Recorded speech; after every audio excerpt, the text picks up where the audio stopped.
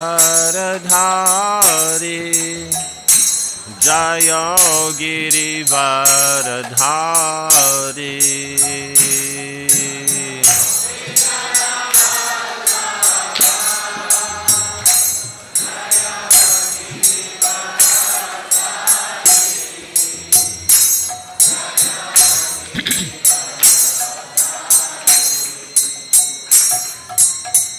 Gopi Jana Balaba Jaya Giri Varadhari Jaya Giri Varadhari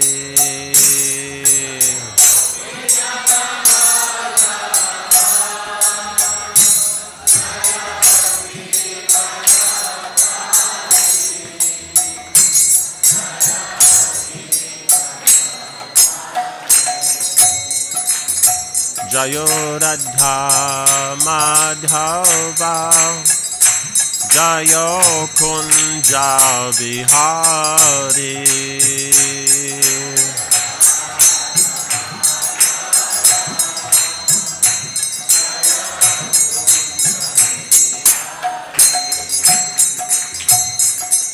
Jashoda Nandana Braja Jana Ranjana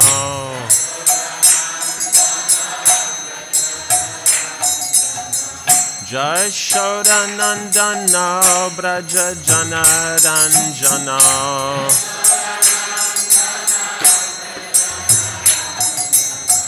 Jashoda Nandana Braja Jana Ranjana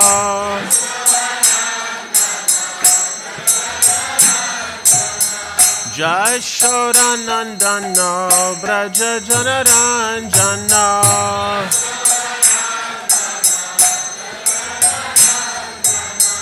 Jamuna Tira Vanachari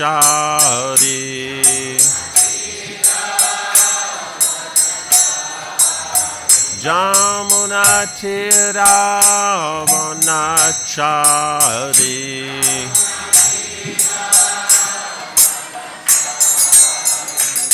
Jayo Radha Madhava Jayo Kunja Bihari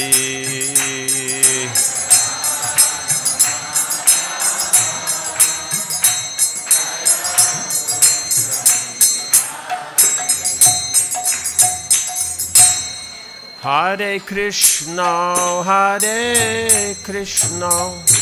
Krishna Krishna Hare Hare Hare Rama Rama Rama Hare Hare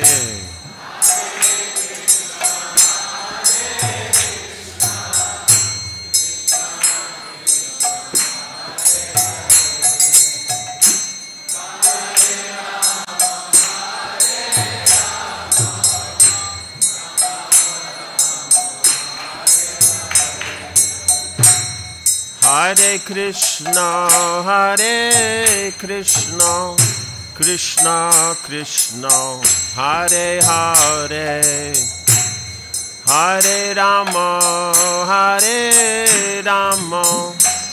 Rama Rama Hare Hare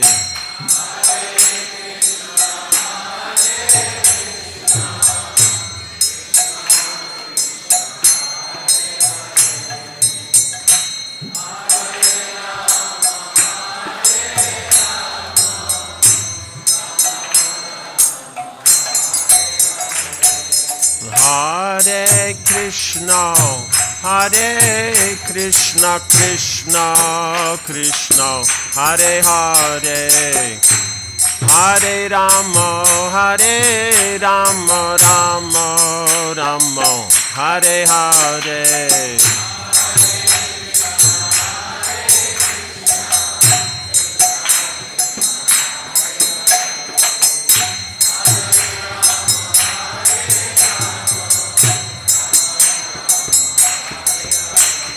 Hare Krishna, Krishna Krishna, Hare Hare, Hare Rama, Rama Rama, Hare Hare.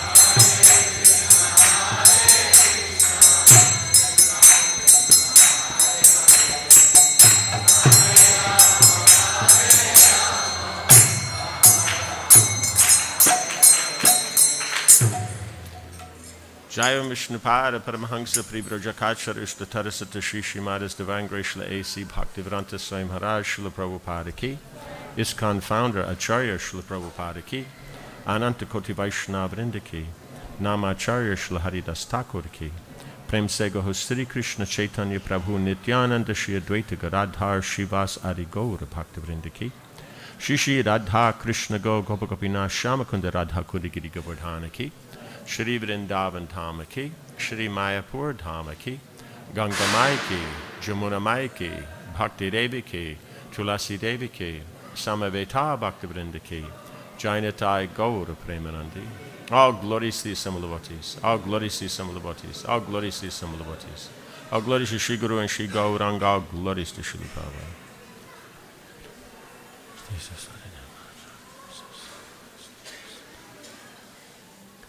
Om Namo Bhagavate Vasudevaya. Om Namo Bhagavate Vasudevaya. Om Namo Bhagavate Vasudevaya.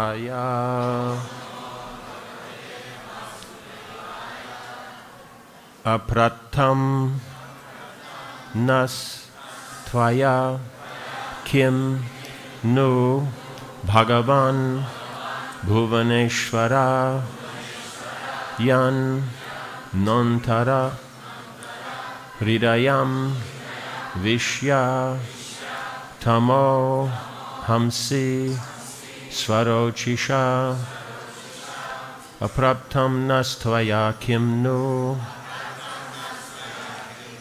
Bhagavan Bhuvaneshwara Yannontar Hridayam Vishya Tamo Hamsi Svarochisha Apraptam Nastvaya Kim Nu Bhagavan Bhuvaneshwara Yannontar Hridayam Vishya Tamo Hamsi Svarochisha.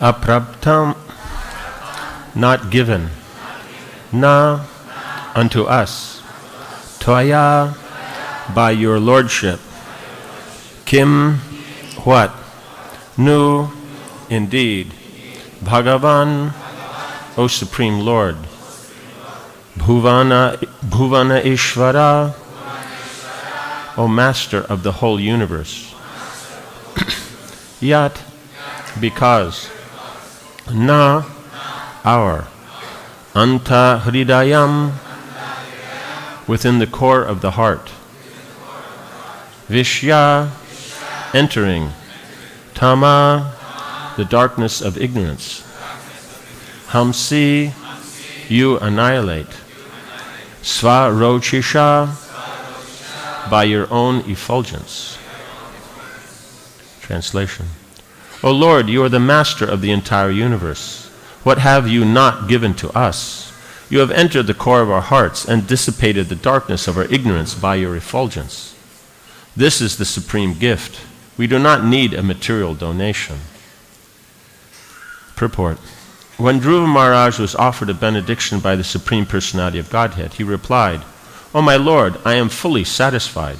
I do not need any material benediction." Similarly, when Prahlāda Mahārāja was offered a benediction by Lord Nṛsiṁhadeva, he also refused to accept it, and instead declared that a devotee should not be like a vaṇik, a mercantile man, who gives something in exchange for some profit. One who becomes a devotee for some material profit is not a pure devotee. Brāhmaṇas are always enlightened by the Supreme Personality of Godhead within the heart. Sarvasya cāhaṁ hṛdi sanniviṣṭo mattaḥ smṛtir jñānam apohanaṁ cha. And because the Brahmins and Vaiṣṇavas are always directed by the Supreme Personality of Godhead, they are not greedy for material wealth. What is absolutely necessary they possess, but they do not want an expanded kingdom. An example of this was given by Vāmanadeva. Acting as a brahmacārī, Lord Vāmanadeva wanted only 3 paces of land. Aspiring to possess more and more for personal sense gratification is simply ignorance. And this ignorance is conspicuous by its absence from the heart of a brahmana or a Vaiṣṇava.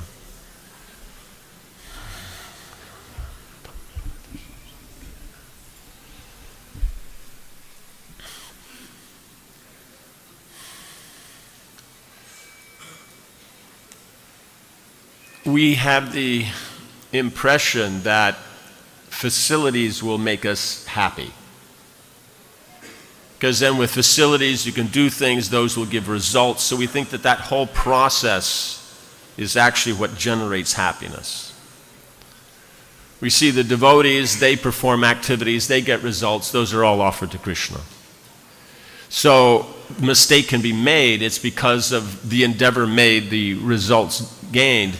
And therefore, that offering itself, the physical offering, that's what's making the Lord happy. And because we work with the external, with the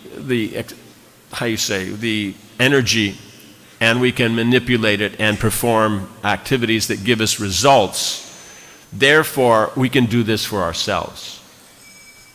So as long as we think that the things themselves, the experiences themselves, the situations themselves, those interacting with the mind and the senses, that will cause happiness, then we'll always be within mundane consciousness.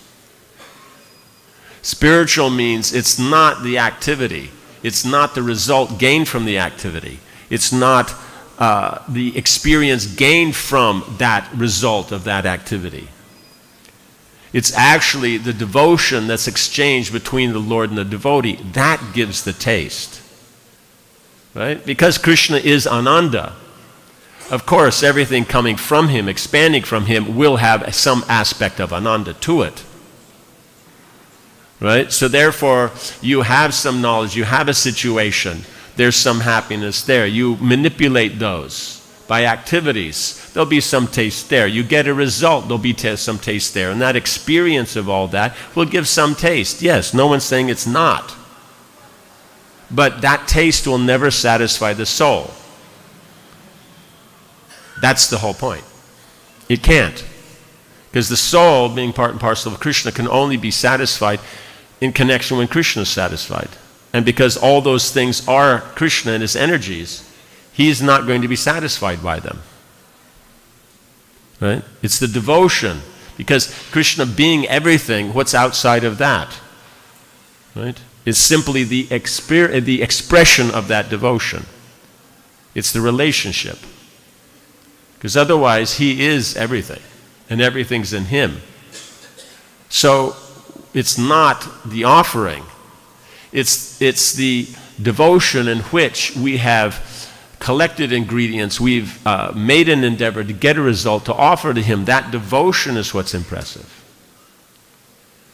So that's what the Brāhmaṇas, then that means we see here, is that Prabhupada is pointing out in the purport, based on the activity of the Brahmins, that the idea that the material facilities will give us happiness, that's not there in the mind of the pure devotee. Right? So they know it's because of Krishna. So what is service to Krishna? What opportunities or facilities for service to Krishna? That is then of what is interest. So the volume of facility is not actually the real thing. It's connection to Krishna, the volume of knowledge or volume of wealth, volume of position or influence. These don't actually have any relevance to pure devotion. They're being used in the Lord's service, not the potential to be engaged, because we can say anything can be engaged. It's the actual ability to engage and do that to please Krishna that actually becomes devotion. Otherwise, due to greed, yes, we want unlimited facility. But neither can we engage those facilities, nor can we do that in devotion. So the pure devotees only keep how much is necessary. They don't keep more. So someone in their position, they'll be using more. Someone in another position will be less. And they don't have any problem. Right? Does that make sense? These great kings that have the emperorship of the whole world, they don't have a problem with associating with these sadhus or these munis, rishis, these brahmins that have nothing. Right? You do see it come up sometime between, let's say, Drupad and Dronacharya, and how did that work out for everybody? Right? Both of them were dead. Like doornail kind of dead? Yeah, that kind of dead. They're both gone. Simply because of this pride of their facility or wanting to gain facility for prestige. That's the thing to learn. Is you can do it, yes, but it has never worked out for anybody. Right? Caesar, for prestige, dead. All his senators for prestige killed him. They were all dead. He just one after another, all dead. Every last one of them. That's the whole point, is that it's the material nature is not going to let it go. Because Krishna is not proud of his being God. So anybody's proud, it will always give a reaction. Always. Right? You can't have this kind of attitude in Krishna consciousness. Doesn't mean that if you're in New York you don't put up some attitude, but that's just to keep yourself safe.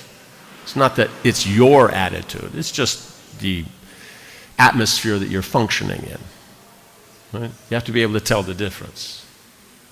So the devotee doesn't have any problem that someone has more, someone has less, and this and that. All these modern concepts that make everybody the same is artificial. It will never work, because there never is such a thing as the same.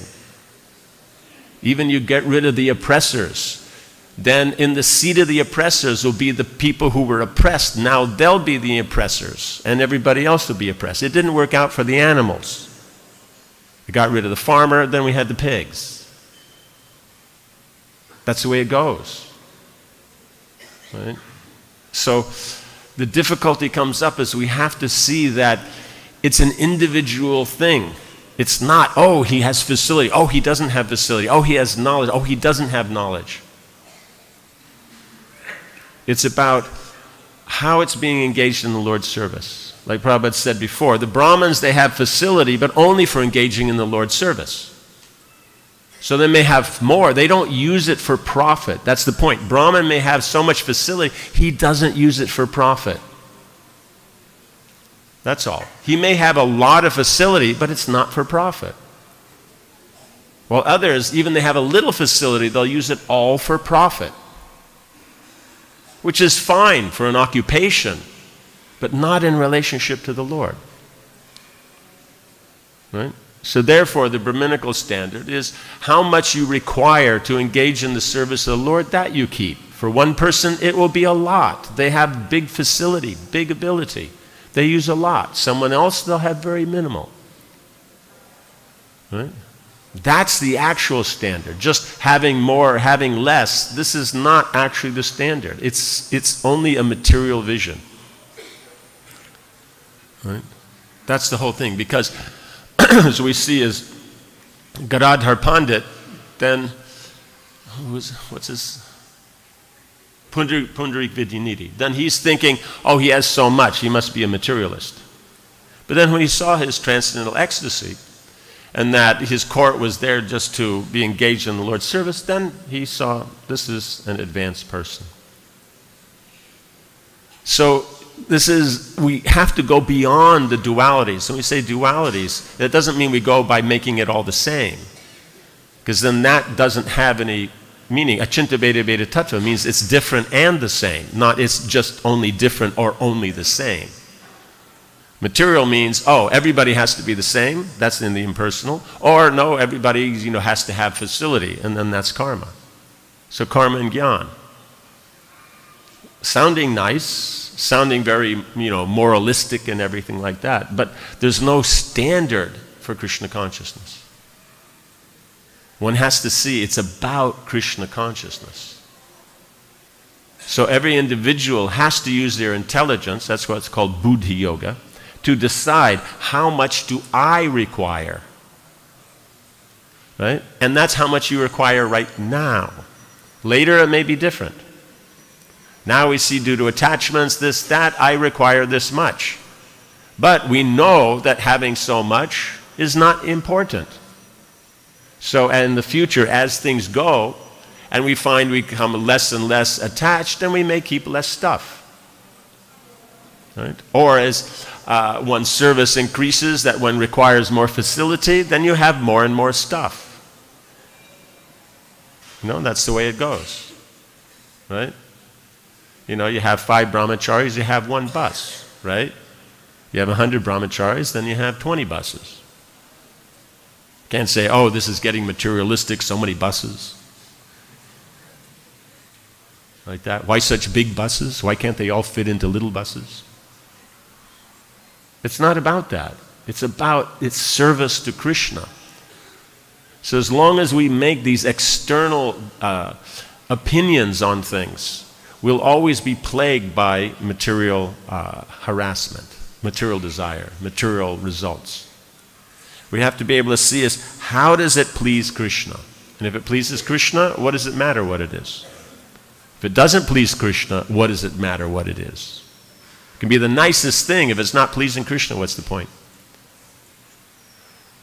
So we always have to see that this is there. So the Brahmins acting in this way, then naturally the Kshatriyas, who have a tendency to collect a lot of stuff, because if you're going to run, in this case, the whole planet, then you're going to need a lot of facility.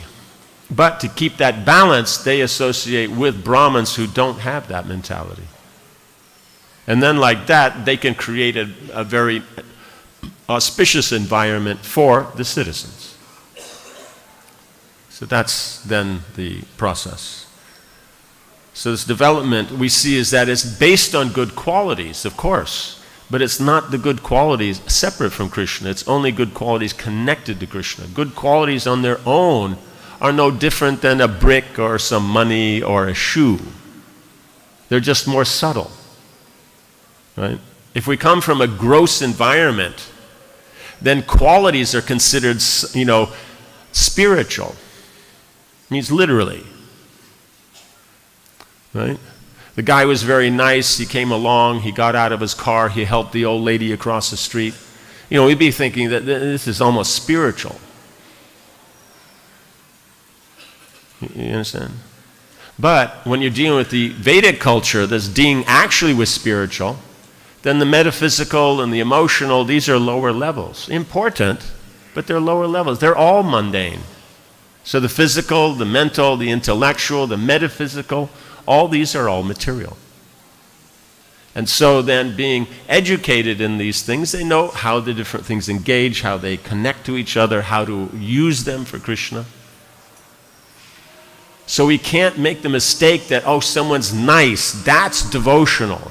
No, it has to be they're engaged in Krishna's service. That's what is good. Now, of course, by being engaged in devotional service, all the good qualities will come. But the point is, it's engagement in service that makes it happen. Otherwise, it's just the modes of nature. It's just karma. The guy's nice because of karma.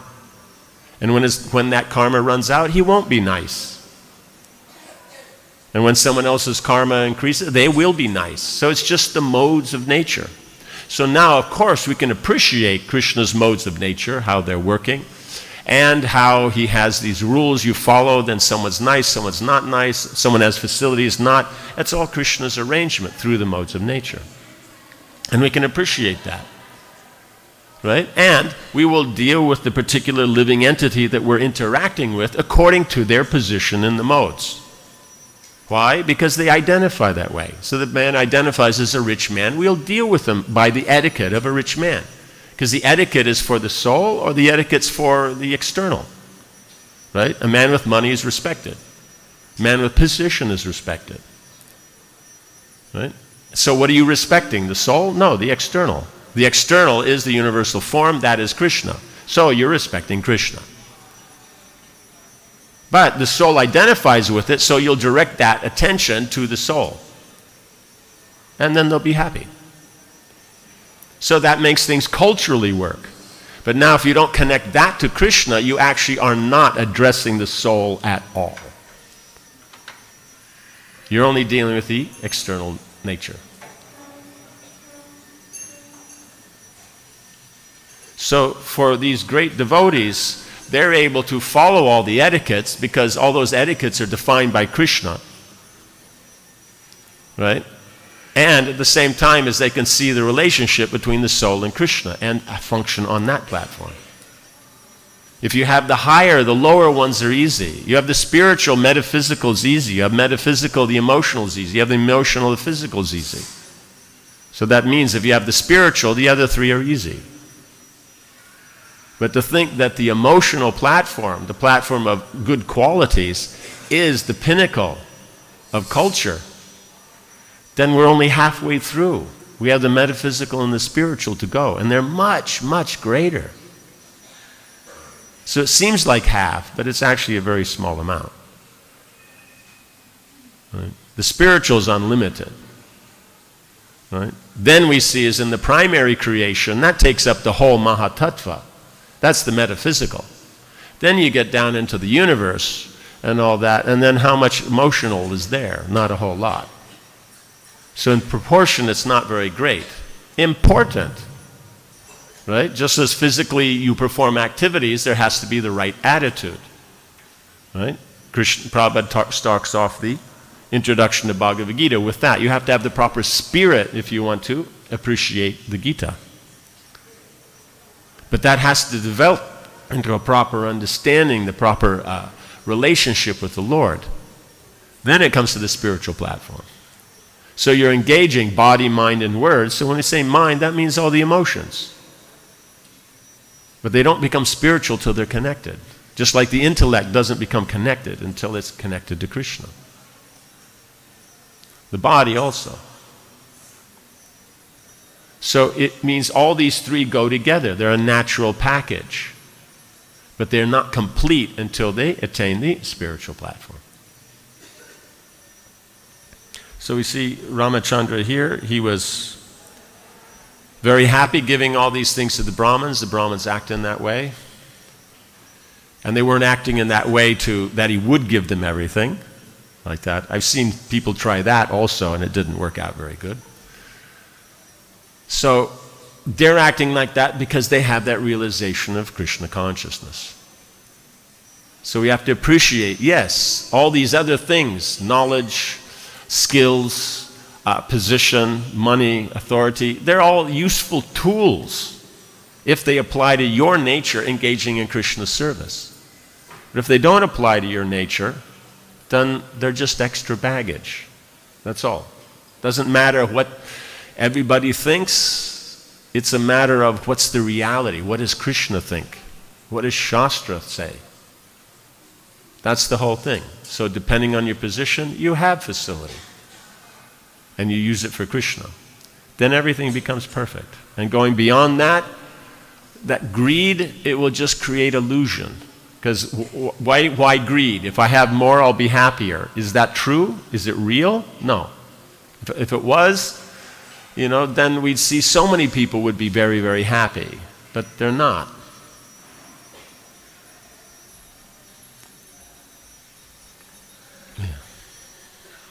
Okay, so it says, Prabhupada says, this mentality is conspicuous by its absence in the heart of a Brāhmana or a Vaiṣṇava. Right? So Vaiṣṇavas being the realized Brahmins, then it's natural for the devotees. Any questions or comments on this? Yes. You will be speaking in Chinese. I'm going to translate for you. Okay, thank you.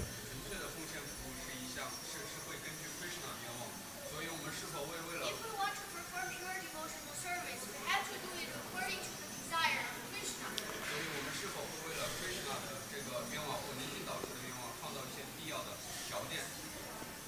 Are we going to create the necessary facilities according to our Guru and Krishna's desires? But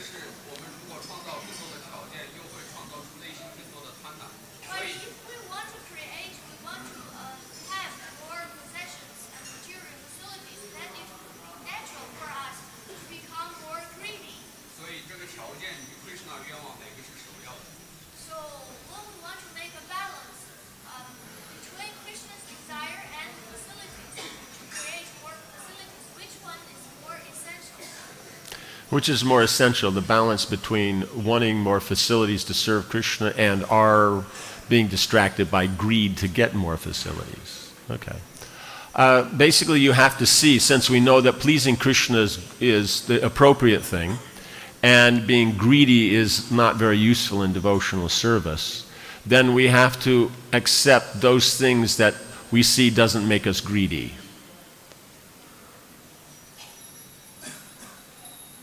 Does that make sense? Right? Because the answer is happening over the little microphone.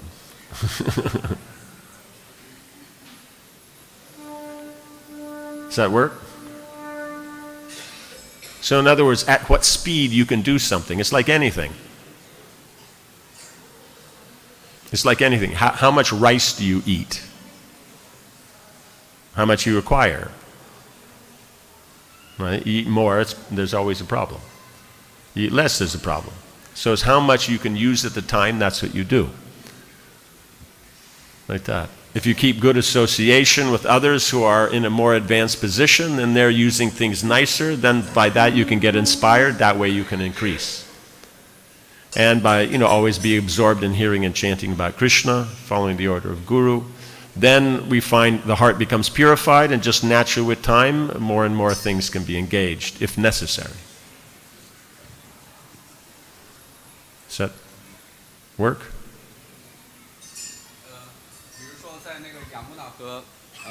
杨木纳和泡泡这个例子中，杨木纳在这个火车上，泡泡想吃一些米饭，杨木纳玛拉吉为了泡泡的这个想吃米饭，所以创造出更多的一种条件。所以我们是不是在这个奉献服务中，也为了去满足 Krishna 或Guru 的愿望，创造一些必要条件，甚至超出我们自己能力范围之内的这种必要条件？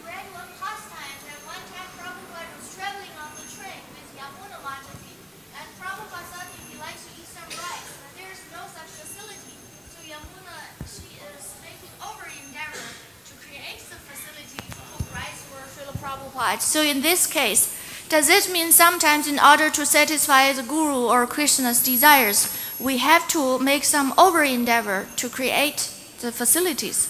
No, but why are we defining it as over-endeavor? 你觉得为什么这个是一种比较过度的努力？我们在那个文达们的这个小时光又看到，不知道是哪个 Swami， 他在给 Krishna 供奉的时候，他只供奉一些干的茶法体，他也没有说过度的给 Krishna 供奉更多的。He's saying it's over-endeavoring because he read another pastime happened in Vrindavan. He forgot the name of the Goswami. He offered some dry chapatis to Krishna, and that's all. He's not doing anything else, not trying to satisfy all Krishna's desires.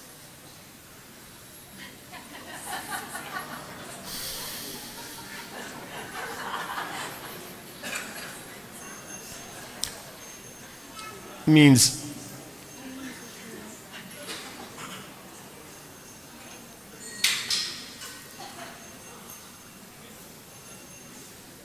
within the scope of that Goswami, he doesn't have any facilities, right? But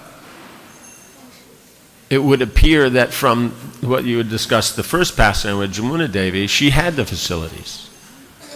It's just not a normal thing that you cook rice on the train. Unless you're in India, then anything happens. Like that. You take a bath, everything goes, it's all happening. So the point is if you have the facilities, you use it. And the Goswami didn't have the facilities, therefore that's what he had. He offered what he had. So she must have had a stove and other things with her. But it was, probably in a trunk like that. And so then they just got it out and started cooking there. You know what I'm saying? So she being a cook, cooking is not actually out of the context. Right? But here the Goswami, not being someone who's arranging cooking, it's out of his context. Right? I mean, she is a cook. She has all the pots, pans, rice, spices, everything that's necessary to cook those things. Well, the Goswami, he didn't. He just had a little bit of hot flour. He made some dough balls and then cooked them in the fire. You understand? So he was offering what he had, and she's offering what she has. The point is to make the endeavor to please Krishna. So if Krishna sent somebody with some ghee and gave it to the Goswami, it's not that he wouldn't put it on the chapatis. It's just he doesn't have. Is that right? Yeah. Okay. Something else? Yes. Mic? Where's the mic? No, this side.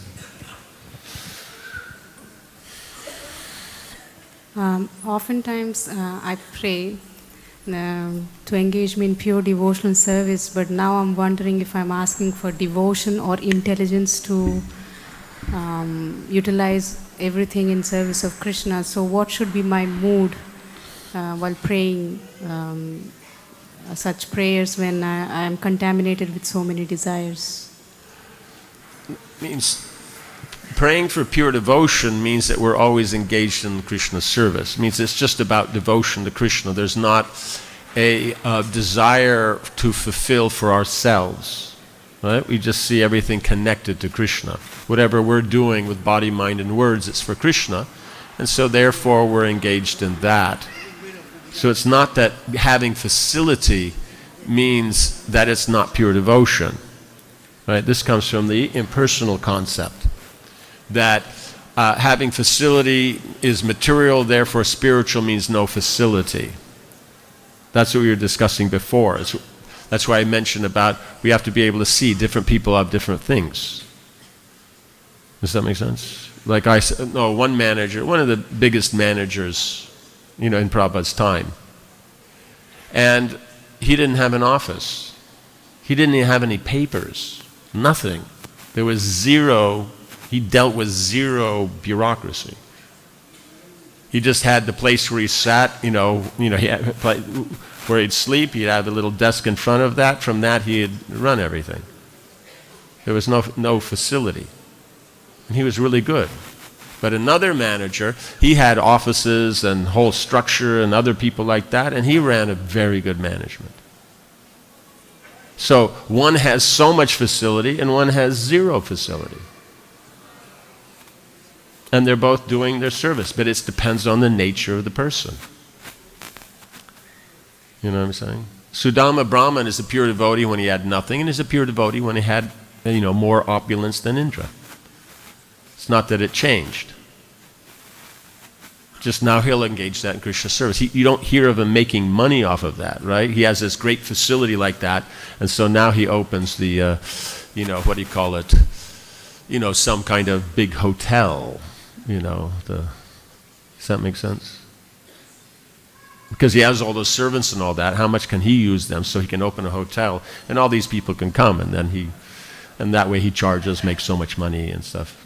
We don't hear he's doing that. Right? Does that make sense? So he's just engaging what's there in the Lord's service. Because we have to understand is that the engagement of the senses is authorized by the scripture, but it's in accordance with how the scripture says the senses should be engaged. Right? We have this idea is, if we can engage the senses, then it's sense gratification. Or if we can't engage the senses, then there's nothing. You understand? So one's karma and one's jnana. So the point is no, engaging according to scripture is always purifying. But doing that to please Krishna, that's pure devotion. We have to redefine how we see things. These political, economic views don't actually give us pure devotion. They never can. Karma and jnana cannot produce bhakti. Right? Bhakti makes them work. So why would, if we say, no, but if we have all these facilities, it'd be good for Krishna consciousness, or we have these attitudes or these perspectives, it'll be good for Krishna. How can it be? Krishna consciousness is what makes karma and jnana work. Karma can't work without bhakti.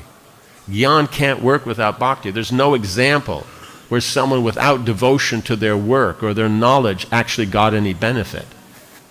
But the point is as soon as they get the benefit, they drop the bhakti. So it's not about bhakti. Right? It's about the karma or jnana. But without the bhakti, it won't function. It's like your car. Without the key, it won't turn on. Right? But it's not about, you know what I'm saying? But for you, it's not about the key.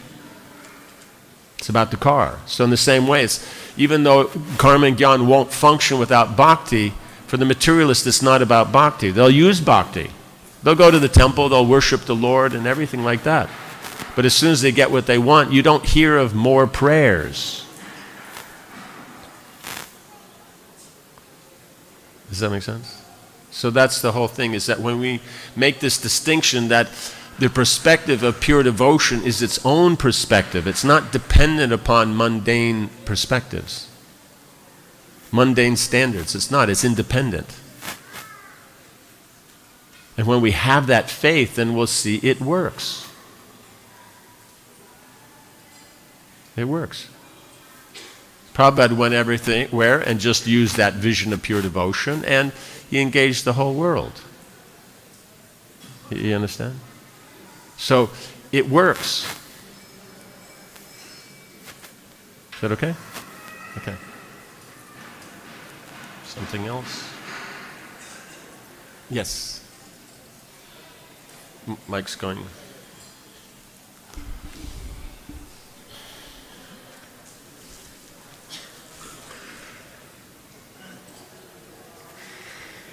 Hare Krishna. Hare Krishna. Thank you. You're saying that it's not the activity or the facilities, but it's the devotion.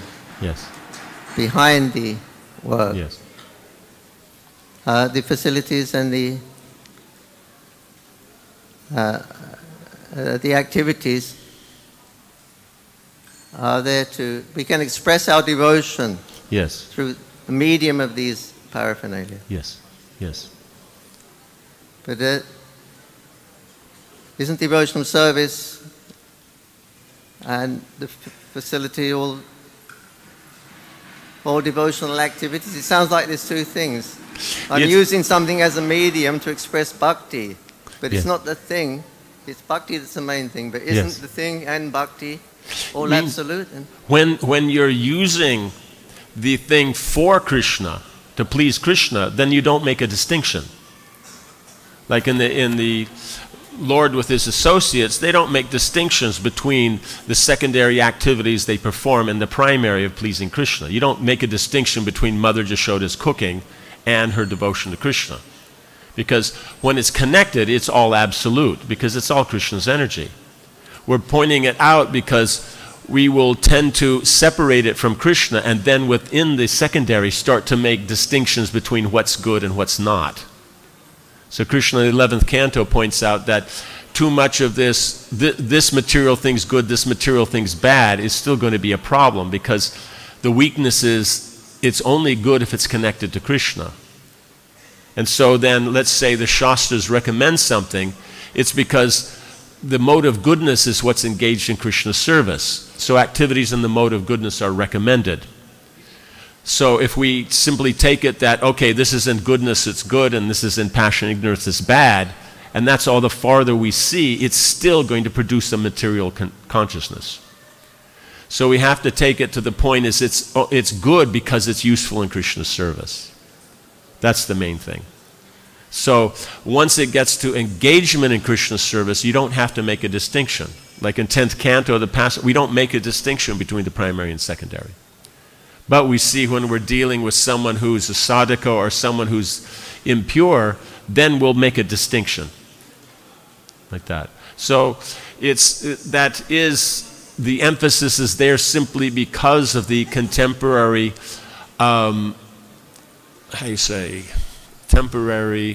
contemporary influences that come up, that sometimes it's thought that, oh, but if we have knowledge or we have wealth or facility or social prestige, then that will enhance the movement. When it's only if it's engaged in Krishna's service will it enhance. It means having it and engaging it will enhance. But if you don't have and you're engaged in Krishna's service, people will still respect that. So it's not that they respect the devotees because of the material facility. Because whatever material facility you have, someone has more. And if they have more than you, they'll consider themselves superior. But if you're engaged in devotion, they don't have that. That's where they'll see the superiority. That's where they'll see the importance, the value. So the analytical, the aspect of jnana is limited in as much as it points out the difference between karma and jnana, and between karma and jnana as materialism and spiritual. But once you get to actually the spiritual, at that point it's not necessary anymore.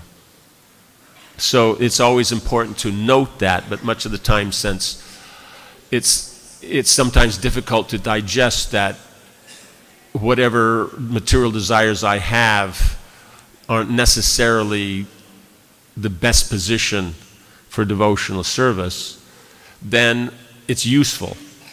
But as soon as one's engaged always in Krishna's service, you don't have to bring it up. Then it's a matter of you're trying to do the activity itself, the secondary thing, as nice as possible, because it gets as nice a result as possible for Krishna. And in doing that, the whole thing is it's just various ways to express the devotion. Right? You did the work for Krishna, that's devotional. But if we didn't do it very nicely, that aspect's not devotional. So now we increase the devotion by increasing the quality of the work. Right? And now, let's say the result's not so good, so we can increase that devotion by getting a better result also. So you just keep adding. So when you're dealing with pure devotion, then you don't have to make the distinction so much. Then the distinctions more in qualities and that are what is useful, it means what is proper in relationships. It's like Rupa Goswami having described all the aspects of rasa, then he describes rasa bhas, what means what's not useful in rasa. So even on the platform of that primary, you do have what's correct and not. But that becomes the focus. That becomes where the knowledge is. That becomes the endeavor and the results. So the point is the focus is the primary, and the secondary naturally comes along with it. You know, it's just like someone gives you lunch, a plate comes along with it. You know, you don't have to separately talk about the plate and then the importance of the plate and why you should have a plate and like that. It just comes along with it. But as long as we're, how you say, in this case, plate conscious and not, you know, meal conscious, then we talk about the qualities of the plates and all that and how to use them and that in connection with Krishna until we come to the point that Krishna is the most important. Then it's just natural you use the best facility you have for Krishna. Does that make sense? So that's why in Gita you have giving the fundaments of karma. Karma, it means you could say Buddha yoga through karma yoga, jnana yoga, and dhyana yoga. Then about how that's engaged in Krishna's service, and then all the technicalities of jnana to remove one's detachment to the material and to also see the difference between what's pure and what's not, what's being controlled by the modes and what's actual devotion.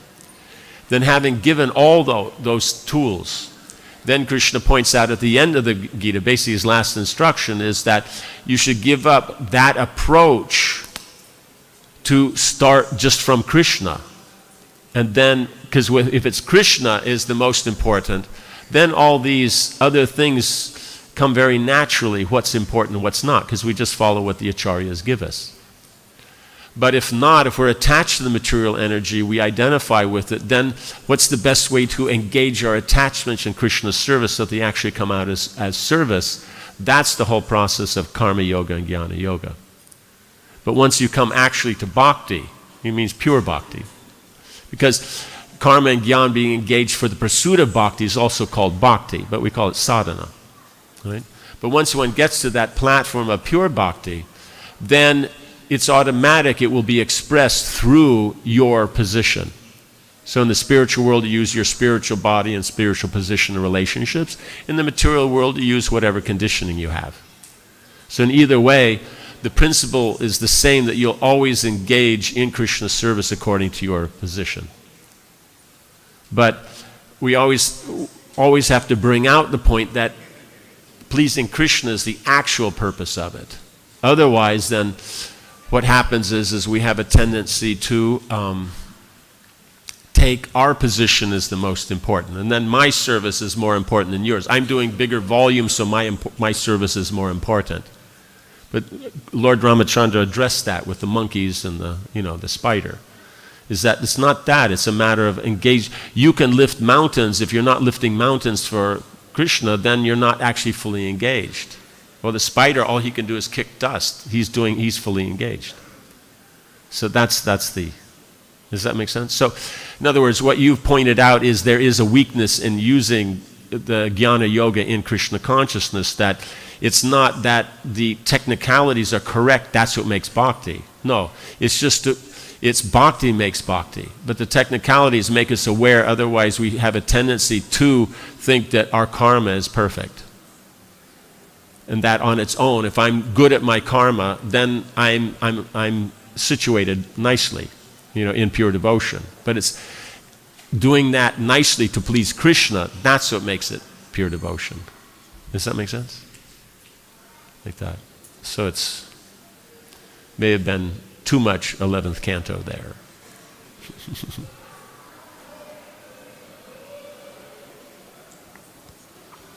Hare Krishna. Hare Krishna.